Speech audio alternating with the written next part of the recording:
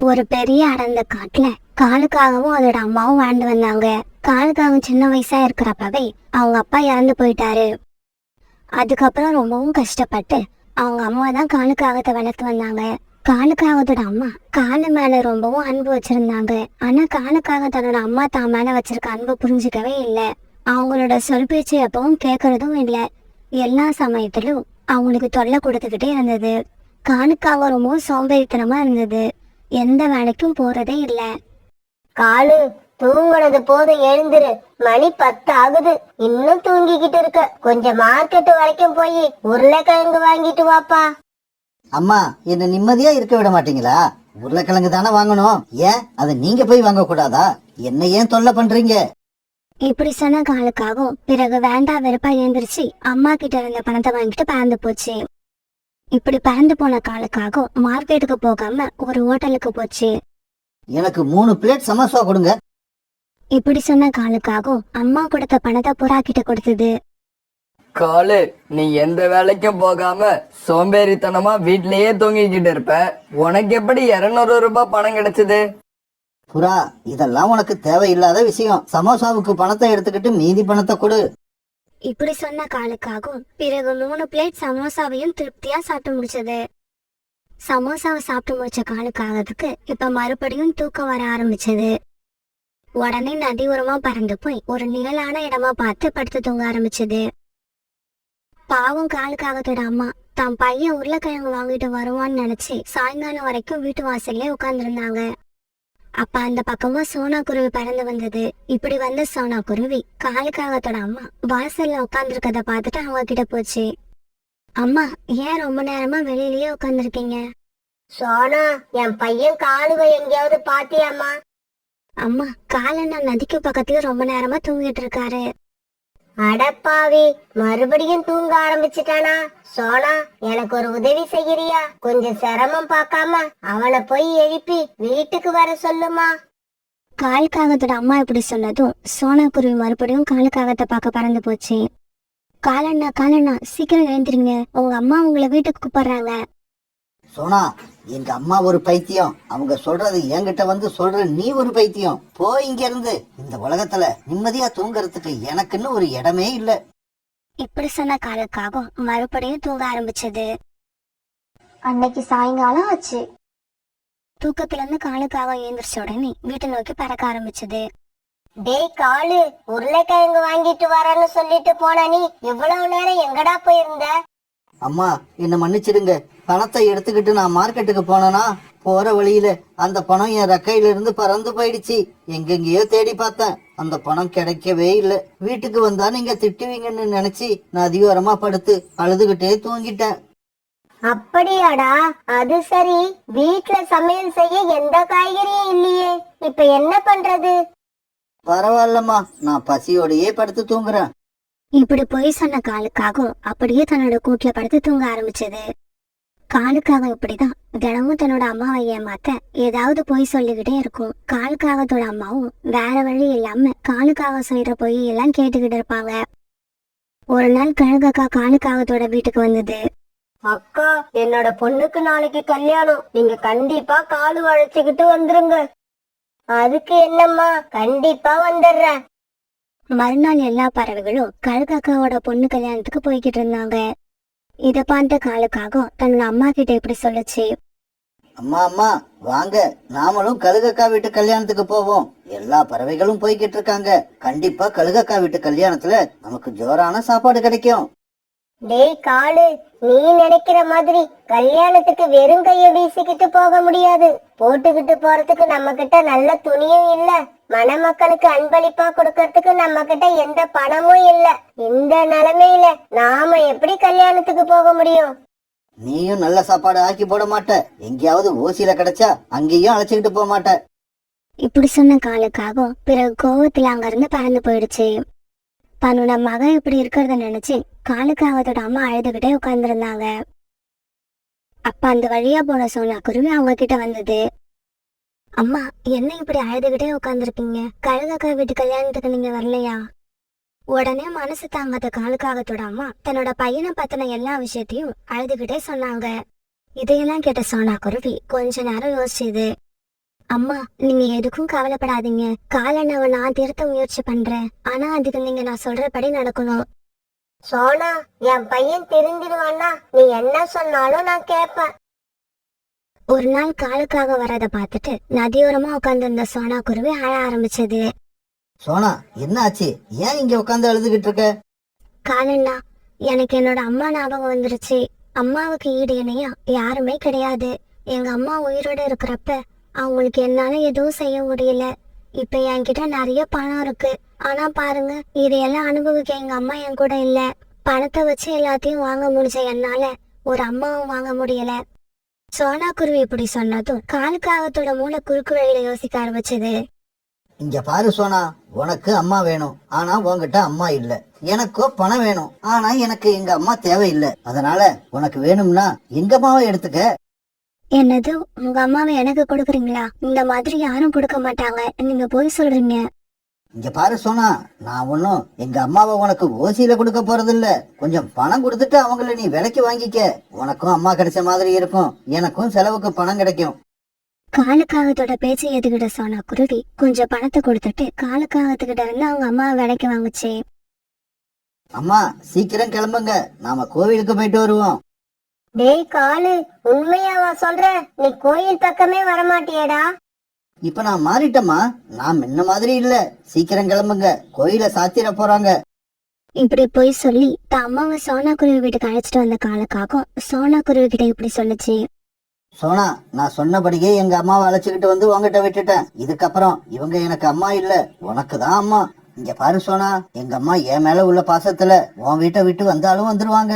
எதுக்கும் ஒரு கைத்தால அவங்கள கட்டி போட்டு வச்சுக்க. டேய் காலு, என்னடா சொல்ற? நான் உனக்கு அம்மா இல்லையா?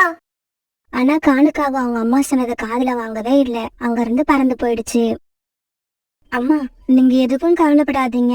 வீட்டுக்குள்ள வாங்க. இன்னும் கொஞ்ச நாள் போனா காலண்ணா உங்களோட அருமையை தன்னால புரிஞ்சுப்பாங்க. பிறகு காலுக்காகத்தோட அம்மாவை வீட்டுக்குள்ள அழைச்சிட்டு போச்சு. பிறகு சோனா குருவி காலுக்காகத்தோட அம்மாவை தன்னோட அம்மாவா நினைச்சு அவங்களுக்கு தேவையான எல்லா வசதிகளையும் செஞ்சு கொடுத்தது. அவங்களுக்கு இனிப்பான பழங்களையும் சத்தான உணவுகளையும் தேடி கண்டுபிடிச்சு கொண்டு வந்தது. அம்மா, உணவு சாப்பிட்டுட்டு நீங்க அப்படியே படுத்து தூங்குங்க. ராத்திரி ஏதாவது தேவைப்பட்டா என்னை எழுப்புங்க. இப்படியே சில நாட்கள் நகர்ந்துச்சு. சோனா, நான் சொல்றேன்னு தப்பா நினைச்சுக்காதம்மா. என் பையனை பார்த்து ரொம்ப நாள் ஆகுது. எனக்கு அவனை பார்க்கணும் போல ஆசையா இருக்கு. அவனை எங்கேயாவது பார்த்தேன்னா ஒரு தடவை என்ன வந்து பார்த்துட்டு போக சொல்லுமா. காலுக்காகத்தோட அம்மா மட்டும் இல்ல, நாட்டுல எல்லா அம்மாக்களுமே இப்படிதான் இருப்பாங்க. குழந்தைங்க பெரியவங்களா வளர்ந்ததுக்கு அப்புறம் தன்னோட அம்மாவை ஈஸியா மறந்துடுவாங்க. ஆனா ஒரு அம்மா தன்னோட குழந்தைய எந்த சூழ்நிலையும் மறக்கவும் மாட்டாங்க, வெறுக்கவும் மாட்டாங்க.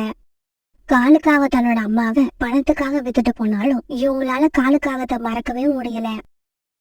காலுக்காகத்தோட அம்மா சொன்னதை கேட்ட சோனா குருவியும் காலுக்காகத்தை அந்த காடு பூரா எல்லா இடங்களையும் தேடி பார்த்தது. ஆனா காலுக்காகம் கிடைக்கவே இல்ல. பிறகு சோனா குருவி ஏமாற்றத்தோட தன்னுடைய வீட்டுக்கு திரும்பி வந்தது. அம்மா, நான் காலண்ணாவை காடு பூரா தேடி பார்த்துட்டேன், எங்கேயுமே கிடைக்கல. அட பாவி, எங்கடா போன? உனக்கு என்னடா ஆச்சு? நீ இப்ப எந்த நிலைமையில இருக்கியோ? எனக்கு என்னவோ உன்னை நினைச்சா ரொம்ப பயமா இருக்கு. கடவுளே, என் பிள்ளைய எப்படியாவது என்னோட கண்ணுல காட்டிடு. சோனா குருவி வீட்டுல காலுக்காகத்தோட அம்மாவுக்கு தேவையான எல்லாமே கிடைச்சது. இருக்க இடம், உண்ண உணவு, இப்படி எல்லாத்தையும் சோனா குருவி அவங்களுக்கு பார்த்து பார்த்து செஞ்சு கொடுத்தது. 1000 இருந்தாலும் அவங்களோட மனசு தன்னோட மகனை தான் நினைச்சுக்கிட்டு இருந்தது. பிறகு ஒரு நாள் புறாவும் சோனா குருவி சேர்ந்து பக்கத்து காட்டுக்கு பறந்து போய்கிட்டு இருக்கும்போது ஒரு புதிர் செடியில கிடந்த காலுக்காகத்தை பார்த்தாங்க. ஒரு நாள் இருட்டுல காலுக்காக பறந்து வந்தப்ப சரியா கண்ணு தெரியாம ஒரு மரத்துல மோதி கீழே விழுந்ததால காலுக்காகத்தோட ரெக்கையில பலமா அடிபட்டு இருந்தது. உடனே கொஞ்சமும் தாமதிக்காம புறாவும் சோனா குருவியும் சேர்ந்து காலுக்காகத்தை பறந்து டாக்டர் ஹாஸ்பிட்டலுக்கு தூக்கிட்டு போனாங்க. இங்க பாரு சோனா, காயத்துக்கு கட்டு போட்டு இருக்க. நான் குடுக்கற மருந்த வேலை தவறாம கொடுங்க. 15 நாள்ல இந்த காயம் சரியா போயிடும். இந்த செய்தியை கேள்விப்பட்ட காலுக்காகத்தோட அம்மாவும் ஹாஸ்பிட்டலுக்கு வந்தாங்க. அம்மாவை பார்த்த காலுக்காகவும் கஷ்டப்பட்டு எந்திரிச்சு உட்கார்ந்தது. ஏய் காலு, உனக்கு என்னடா ஆச்சு? நேத்து ராத்திரியில இருந்தே எனக்கு மனசு சரியில்லை. அப்பவே நினைச்சேன் என் பிள்ளைக்கு ஏதோ ஆபத்துன்னு. நான் நினைச்ச மாதிரியே ஆயிடுச்சுடா. காலு, இதுக்கப்புறம் கவலைப்படாத. அம்மா உன்னை விட்டுட்டு எங்கேயும் போக மாட்டேன். உன் கூடவே இருப்பேன். காலுக்காக தன்னோட அம்மாவை பணத்துக்காக வித்துட்டு வந்துடுச்சு. அப்படி இருந்தும் அம்மா தான் மேல வச்சிருக்க பாசத்தை நினைச்ச காலுக்காகத்துக்கு வெக்கமாவும் அவமானமாவும் இருந்தது. அம்மா, என்ன மன்னிச்சிடுங்க. நான் ரொம்பவும் கேவலமான ஒரு காரியத்தை செஞ்சிட்டேன். நீங்க என் மேல வச்சிருக்க அன்புக்கு விலை மதிப்பே கிடையாது. நீங்க என் பக்கத்துல இருந்த வரைக்கும் எனக்கு உங்களோட அருமை தெரியல. நீங்க என்னை விட்டு தூரமா போனதுக்கு அப்புறம் தான் உங்களோட அருமை எனக்கு புரியுது. அம்மா, சத்தியமா என்னோட உயிர் இருக்கிற வரைக்கும் இதுக்கப்புறம் நான் உங்களை விட்டு பிரியவே மாட்டேன். உங்களை கஷ்டப்படுத்தவும் மாட்டேன். தயவு செய்து என் கூட வீட்டுக்கு வந்துருங்கம்மா. காலுக்காக தன்னோட அம்மா மனசுல இருக்க தூய்மையான பாசத்தை இன்னைக்குதான் புரிஞ்சுக்கிச்சு. புரிஞ்சுக்கிட்ட உடனே காலுக்காகத்தோட மனசும் மாறிடுச்சு. காலு, நீ உன்னோட அம்மாவை சோனா குருவி கிட்ட பணத்துக்காக வித்துட்ட. இப்ப சோனா குருவி அவங்களுக்கு திருப்பி கொடுக்க மாட்டேன்னு சொன்னா என்ன பண்ணுவ? ரொம்ப சிம்பிள். நானும் சோனா குருவி வீட்டுக்கு போய் எங்க அம்மா கூடவே இருந்துருவேன். ராணிபுரா தன்னுடைய கூட்டுல உட்கார்ந்துகிட்டு வானத்தையே பாத்துக்கிட்டு இருந்தது. அப்ப ராணிபுராவோட கூட்டுக்கு ராணா குருவி வந்தது. என்ன ராணி, வானத்தையே பாத்துக்கிட்டு உட்கார்ந்து இருக்க? என்ன விஷயம்? ராணா, இன்னைக்கு சாயங்காலம் மழை வரும்னு நினைக்கிறேன். ஏன்னா இன்னைக்கு வெயில் ரொம்ப அதிகமா இருக்கு. அப்படியா? ஆனா எனக்கு என்னவோ இன்னைக்கு மழை வரும்னு தோணல. வெயில் அதிகமா இருந்தா அருவி தண்ணில போய் குளிச்சுட்டு வா, உடம்புக்கு நல்லது. இல்ல ராணா, நான் எனக்காக மழை வரணும்னு நினைக்கல. வெயில் காலத்துல முட்டையெல்லாம் கெட்டு போயிடும்னு கேள்விப்பட்டேன். புல்புல் ஆண்டி எனக்கு இன்னைக்குதான் இந்த விஷயத்த சொன்னாங்க. இப்ப நம்ம காட்டுல வெயில் அதிகமா இருக்கிறதால என்னோட முட்டை கெட்டு போயிடுமோன்னு எனக்கு பயமா இருக்கு. அப்படியா? அப்படின்னா இன்னைக்கு மழை வரணும்னு நானும் வேண்டிக்கிறேன். ஏன்னா என் மனைவி சோனாவும் நேத்துதான் முட்டையிட்டா. நீ சொல்றத பாக்கும்போது இந்த வெயிலால எங்களோட முட்டையும் கெட்டு போயிடுமோன்னு எனக்கு பயம் வந்துடுச்சு. இப்படி சொன்ன ராணா குருவி தன்னுடைய வீட்டுக்கு பறந்து போச்சு. காலுக்காகவும் கோரிக்காகவும் தங்களுடைய வீட்டுல ஏசிய ஆன் பண்ணி அதுல இருந்து வர குளுமையான காத்த அனுபவிச்சுக்கிட்டு உட்கார்ந்து இருந்தாங்க. கோரி, இந்த வெயில் காலத்துல நம்ம காட்டுல உள்ள பறவைகள் எல்லாம் ரொம்பவும் கஷ்டப்பட்டுக்கிட்டு இருக்காங்க. என்ன காலேஜ் சொல்றீங்க? நம்ம காட்டுல வெயில் காலம் வந்துருச்சா? எனக்கு என்னவோ அப்படி தெரியவே இல்ல. கோரி, நீ 24 மணி நேரமும் ஏசிய ஆன் பண்ணிக்கிட்டு உட்காந்துருக்கில்ல, அதனால நீ இப்படிதான் பேசுவ. கொஞ்ச நேரம் வீட்டை விட்டு வெளியில வந்து பாரு, அப்ப தெரியும் உனக்கு வெயில் காலம் வந்துருச்சா இல்லையான்னு.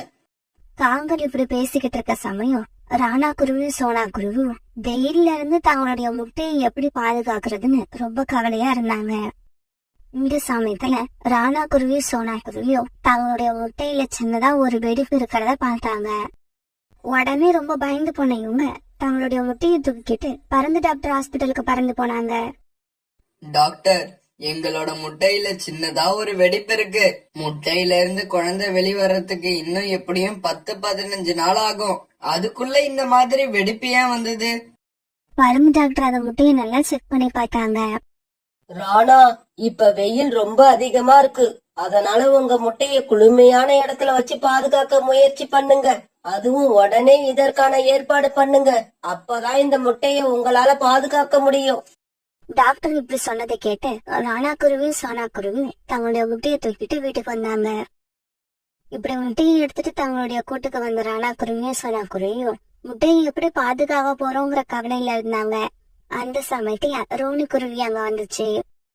சோனா, நான் இப்பதான் பருந்து டாக்டரை பாத்துட்டு வரேன். அவங்கதான் உன்னோட முட்டையோட நிலைமைய பத்தி எனக்கு சொன்னாங்க.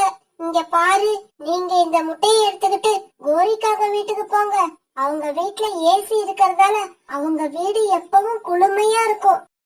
ரோனி அக்கா, நீங்க சொல்ற மாதிரி செய்யலாம் தான். ஆனா கோரி அக்கா இதுக்கு ஒத்துப்பாங்களா என்னன்னு எனக்கு சந்தேகமா இருக்கு. சோனா, நீ கவலைப்படாம என் கூட வா. நாம எப்படியாவது காகங்கள் கிட்ட கெஞ்சி கேட்டு நம்மளோட முட்டையை அவங்க வீட்டுல வைக்க அனுமதி வாங்குவோம். பிறகு சோனா குருவியும் ராணா குருவியும் முட்டையை எடுத்துக்கிட்டு காங்களோட வீட்டுக்கு பறந்து போனாங்க. இப்படி காங்களோட வீட்டுக்கு போன இவங்க வாசல் கதவை தட்ட ஆரம்பிச்சாங்க. காலுஜி, சீக்கிரம் போய் வாசல்ல யார் வந்திருக்காங்கன்னு பாருங்க. எனக்கு என்னவோ எங்க அம்மா வந்திருப்பாங்கன்னு மனசுல படுது. காலுக்காக வந்து கதவை திறந்ததும் வாசல்ல அந்த ராணா குருவியும் சோனா குருவியும் வீட்டுக்குள்ள போனாங்க. என்ன ராணா, முட்டைய தூக்கிக்கிட்டு குடும்பத்தோட என் வீட்டுக்கு வந்திருக்க? கோரி, வேற வழி இல்லாம தான் நாங்க உங்க வீட்டுக்கு வந்திருக்கோம். இப்ப நீ எங்களுக்கு ஒரு உதவி செஞ்சாகணும். உதவியா? என்ன உதவி ராணா? சொல்றத கொஞ்சம் தெளிவா சொல்லு. கோரிக்காங்க இப்படி கேட்டதுக்கு அப்புறம் ராணா குருவி தான் வந்த விஷயத்த காங்கல் கிட்ட சொல்லுச்சு. இங்க பாருங்க, உங்க முட்டையை என்னால இங்க வச்சு பாதுகாக்க முடியாது. சீக்கிரமா முட்டையை எடுத்துக்கிட்டு இடத்த காலி பண்ணுங்க. கோரிக்காவன் கிட்ட சொன்னாலும் ராணா குருவியும் சோனா குருவியும் தங்களுடைய முட்டையை எப்படியாவது காப்பாத்தணும்னு கையெடுத்து கும்பிட்டு அழுது கேட்டுக்கிட்டாங்க. சரி சரி, நீங்க 2 பேரும் இப்படி அழுவுறத பார்க்க எனக்கு ரொம்ப பாவமா இருக்கு.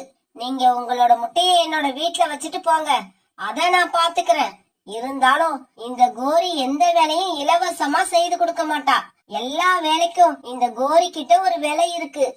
கோரி அக்கா, நீங்க என்ன எதிர்பார்க்கறீங்கன்னு எனக்கு தெரியும். கவலைப்படாதீங்க. எங்களோட முட்டை உங்க வீட்டுல இருக்கிற வரைக்கும் உங்களுக்கும் சேனலுக்கும் நாங்க உணவு தேடி எடுத்துட்டு வந்து கொடுக்கறோம். இப்படி சொன்னா சோனா குருவி பிறகு ராணா குருவி கூட உணவு தேட போய் தானியங்களை கொண்டு வந்து காங்கன் கிட்ட கொடுக்க ஆரம்பிச்சது. கோரி, இவ்வளவு நேரம் இந்த வெயில் காலத்துல எப்படி உணவு தேடுறதுன்னு ரொம்ப கவலையில இருந்த. எனக்கு இப்ப அந்த கவலையே இல்ல. தங்களோட முட்டையை காங்களோட வீட்டுல வச்சுட்டு ராணா குருவியும் சோனா குருவியும் தங்களோட கூட்டுல வந்து நிம்மதியா உட்கார்ந்து இருந்தாங்க. அப்ப ரோனி குருவி அங்க வந்தது.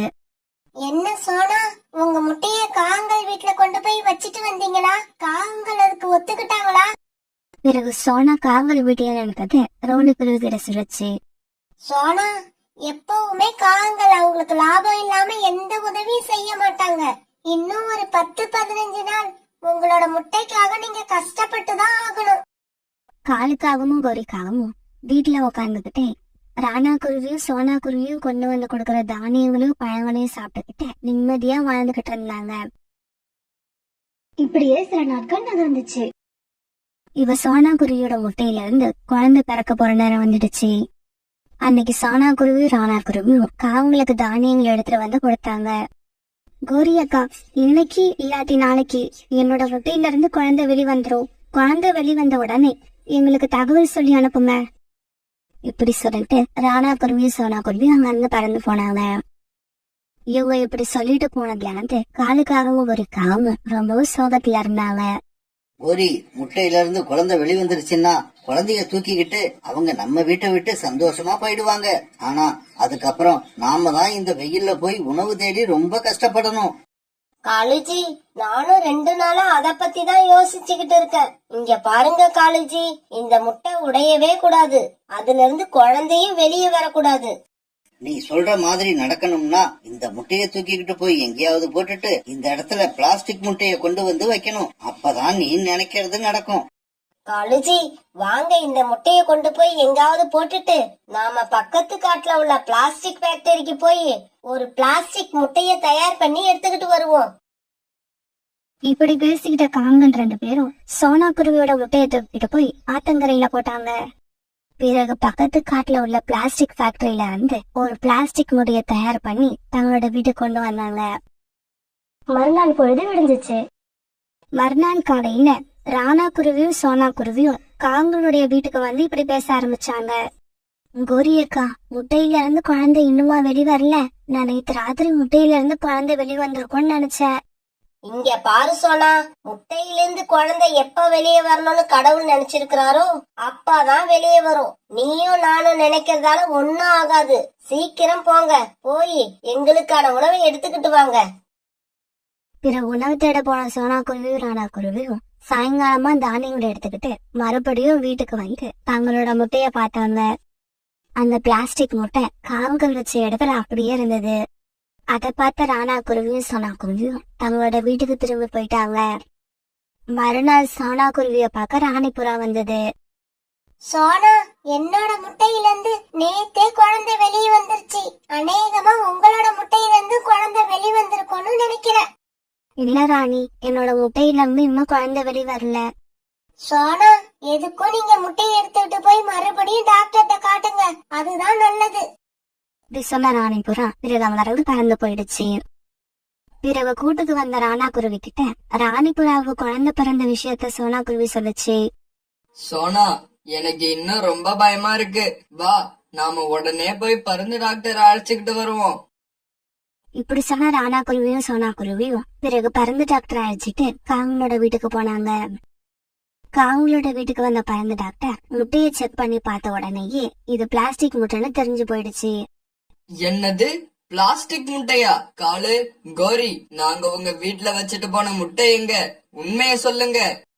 இங்க பாருங்க, நீங்க வச்சிட்டு போன முட்டை இதுதான். போனா போகுதுன்னு உங்க முட்டைய வீட்ல வச்சு பாதுகாத்த பாவத்துக்கு எங்க மேலேயே சந்தேகப்படுறீங்களா? நீங்க எதுக்காக இந்த காகங்கள் கூட பேசிக்கிட்டு இருக்கீங்க? பேசாம போலீஸ் ஸ்டேஷனுக்கு போய் கம்ப்ளைண்ட் கொடுங்க. அவங்க வந்தாதான் உண்மை உடனே வெளிவரும். போலீஸுங்கிற வார்த்தையை கேட்ட உடனேயே காலுக்காகத்துக்கு பயம் வந்துருச்சு. என்னது, போலீஸ்க்கு போக போறீங்களா? வேண்டாம் வேண்டாம், கொஞ்ச நேரம் பொறுமையா இருங்க, நான் எல்லா உண்மையையும் சொல்லிடுறேன். இப்படி சொன்ன காலுக்காகும் ஒரிஜினல் முட்டையை கொண்டு போய் ஆத்தங்கரையில வச்சுட்டு பிளாஸ்டிக் முட்டையை கொண்டு வந்து வீட்டுல வச்ச விஷயத்த எல்லாருக்கிட்டையும் சொல்லுச்சு. இங்க பாருங்க, நீங்க ஆத்தங்கரையில போய் முட்டை இருக்கான்னு பாருங்க. நான் போய் போலீஸ் ஸ்டேஷன்ல கம்ப்ளைண்ட் பண்ணி இந்த காகங்களை ஜெயில போட ஏற்பாடு பண்றேன். பறந்து டாக்டர் இப்படி சொல்லிட்டு போலீஸ் ஸ்டேஷனுக்கு பறந்து போக சோனா குருவியும் ராணா குருவியும் ஆத்தங்கரைக்கு பறந்து போய் தங்களுடைய முட்டையை தேடி பார்த்தாங்க. ஆனா அந்த ஆத்தங்கரையில இவங்க ரொம்ப நேரம் தேடி பார்த்தோம் இவங்களோட முட்டை அங்க இல்ல. அதனால ராணா குருவியும் சோனா குருவியும் அழுதுகிட்டே என்ன செய்யுதுன்னு தெரியாம அங்கேயே உட்கார்ந்துருந்தாங்க. இவங்க இப்படி அழுதுகிட்டு இருந்ததை பார்த்த ஒரு வயசான பறவை இவங்க கிட்ட வந்து என்ன ஏதுன்னு விசாரிக்க ஆரம்பிச்சது. உடனே சோனா குருவி நடந்தது எல்லாத்தையும் அழுதுகிட்டே அந்த பறவை கிட்ட சொல்லுச்சு. அழாதீங்க அழாதீங்க, உங்களோட குழந்தை எங்கேயும் போகல, என்கிட்டதான் இருக்கு. அழுகைய நிறுத்திட்டு என் கூட வாங்க. இப்படி சொன்ன அந்த வயதான பறவை ராணா குருவியும் சோனா குருவியும் கூப்பிட்டுக்கிட்டு தன்னுடைய வீட்டுக்கு போச்சு. கொஞ்ச நாளைக்கு முன்னாடி ஆத்தங்கரையில இந்த சின்ன குருவி குழந்தை தனியா நின்னு அழுதுகிட்டு இருந்தது. அத பார்த்து இறக்கப்பட்டு அதை என்னோட வீட்டுக்கு தூக்கிக்கிட்டு வந்தேன். இறக்கப்பட்டு தூக்கிக்கிட்டு வந்தேனே தவிர இதை எப்படி வளர்க்கறதுன்னு எனக்கு தெரியல. நல்ல வேலை, இன்னைக்கு நான் உங்களை பார்த்துட்டேன். நீங்க உங்க குழந்தைய தூக்கிக்கிட்டு போகலாம். உங்களுக்கு எப்படி நன்றி சொல்றதுன்னே தெரியல. எங்களோட உயிர் இருக்கிற வரைக்கும் உங்களை மறக்கவே மாட்டோம். இப்படி சொன்ன ராணா குருவியும் சோனா குருவியும் குழந்தைய தூக்கிட்டு சந்தோஷமா தங்களோட கூட்டுக்கு பறந்து போனாங்க. இதே சமயத்துல காலுக்காகவும் கோரிக்காகவும் ஜெயில ரொம்பவும் கஷ்டத்தை அனுபவிச்சுக்கிட்டு இருந்தாங்க. இங்க பாருங்க, சாப்பாட்டா கொடுக்காம கற்களை கொடுத்தா அதை நாங்க எப்படி சாப்பிடுறது? ஒரு உயிர் மேல அக்கறையே இல்லாம குருவிகளோட முட்டைய கொண்டு போய் ஆத்தங்கரையில போட்ட உங்களுக்கு கற்களை சாப்பிட கொடுக்கறதே பெரிய விஷயம். குருவிகளை ஏமாத்தி அவங்க கிட்ட இருந்து விதவிதமான உணவு வகைகளை வாங்கி சாப்பிட்ட காலுக்காகவும் கோரிக்காகவும் இப்ப ரொம்பவும் கஷ்டப்பட்டு அழுதுகிட்டு இருந்தாங்க.